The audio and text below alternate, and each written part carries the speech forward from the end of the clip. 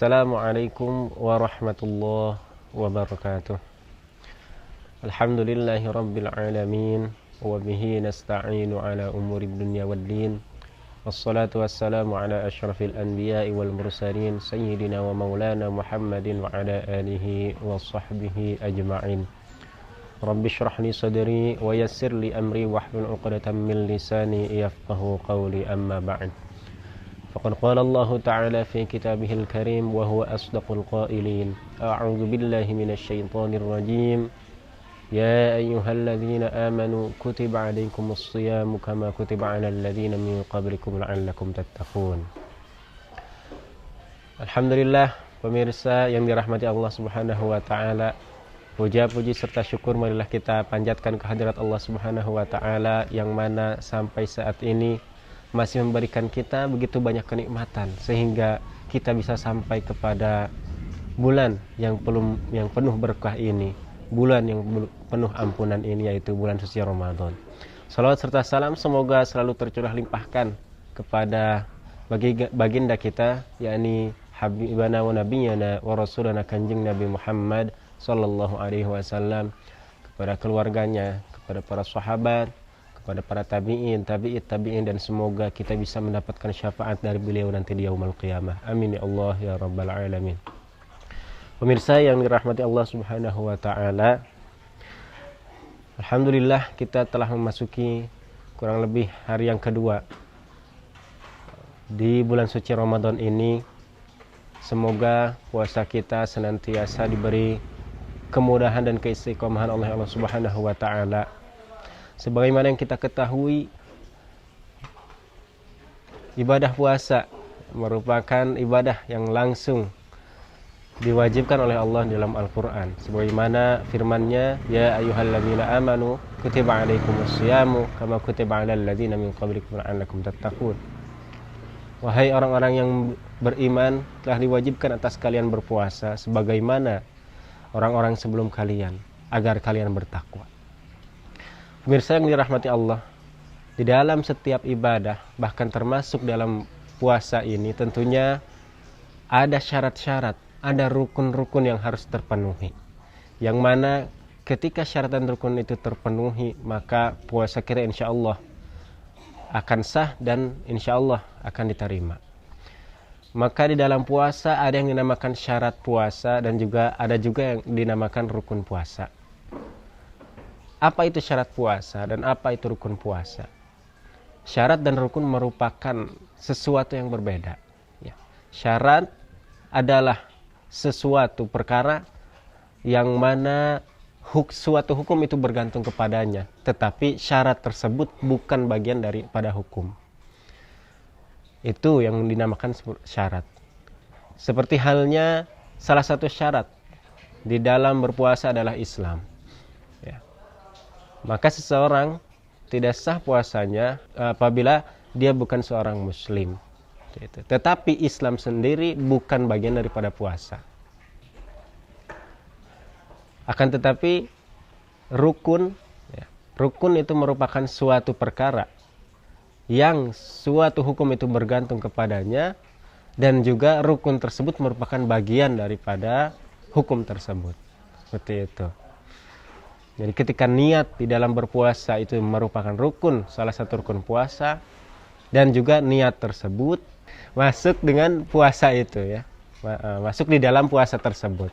Seperti itu. Sebagaimana dalam sholat membaca Al-Fatihah merupakan suatu rukun, ya, salah satu rukun sholat, dan Fatihah tersebut merupakan bagian daripada sholat itu sendiri. Nah, itu dia rukun. Perbedaan antara syarat dengan rukun. Nah, di dalam berpuasa ada yang dinamakan syarat wajib dan ada juga yang dinamakan syarat syah. Ya, para pemirsa rahimakumullah, jadi ada yang dinamakan syarat ya, wajib puasa, dan ada juga syarat sah puasa. Apa saja syarat wajib puasa? Kurang lebih, ya, para ulama mengatakan di dalam kitab-kitabnya, ya, syarat wajib puasa itu kurang lebih ada 4. Apa saja? Yang pertama, syarat wajib berpuasa adalah Islam. Ya. Maka puasa itu tidak diwajibkan atas orang kafir. Ya. Karena syarat wajib puasa yang pertama adalah Islam. Itu. Kemudian yang kedua, syarat wajib puasa adalah mukallaf. Maka puasa ini tidak diwajibkan kepada anak kecil yang belum balik dan juga kepada orang gila misalkan, karena mereka bukan mukallaf. Ya. Itu syarat puasa, syarat wajib puasa yang kedua. Kemudian yang ketiga, syarat wajib puasa adalah mampu.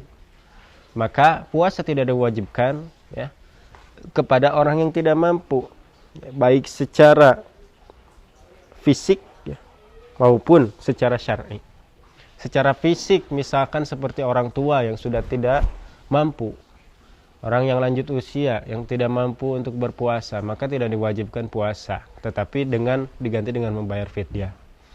Kalau orang ya, yang tidak mampu secara syar'i itu seperti orang yang haid ya, tidak mampu secara syar'i, maka tidak diwajibkan berpuasa. Kemudian syarat wajib yang keempat adalah tidak dalam keadaan safar. Ketika seorang tidak sedang berada dalam kondisi safar, maka puasa tidak wajib baginya. Itu keempat daripada syarat wajib puasa. Kemudian bagaimana para pemirsa rahimakumullah yang disebut dengan syarat sah puasa? Setidaknya ada 4 pula syarat sah puasa. Yang pertama adalah Islam. Ya. Jadi seseorang ketika bukan beragama Islam atau non-Muslim, ya, dia itu orang kafir berpuasa, maka puasanya tidak sah. Seperti itu. Karena syarat sah puasa yang pertama adalah Islam.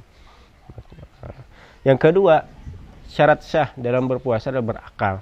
Ketika seorang tidak berakal, ya, seperti dia gila, ya, maka ya syarat tersebut tidak terpenuhi. Syarat sahnya tidak terpenuhi, berarti puasanya pun tidak sah. Seperti itu ya. Kemudian yang ketiga, suci dari haid dan nifas. Ya. Ini juga merupakan syarat sah. Seseorang yang haid gitu ya, walaupun tadi mampu misalkan ya berpuasa, tetapi dia kalaupun mampu tidak sah karena sedang dalam keadaan haid ya. Kemudian yang keempat adalah mengetahui waktu untuk berpuasa. Ini dia keempat daripada syarat sah berpuasa. Jadi yang pertama Islam, yang kedua adalah berakal, yang ketiga suci daripada haid dan nifas, yang keempat mengetahui waktu puasa. Itu syarat sah dan juga syarat wajib di dalam berpuasa. Bagaimana dengan rukun puasa? Ya. Rukun tadi sudah disampaikan bahwasanya rukun merupakan sesuatu perkara yang mana suatu hukum bergantung kepadanya, namun ya, dan juga sesuatu perkara tersebut masih bagian daripada hukum tersebut. Ya, sebagaimana tadi dicontohkan, Fatihah merupakan rukun sholat. Ya, kenapa rukun sholat? Ya karena sholat itu bergantung kepada adanya Fatihah, dan Fatihah itu merupakan bagian dari sholat itu sendiri.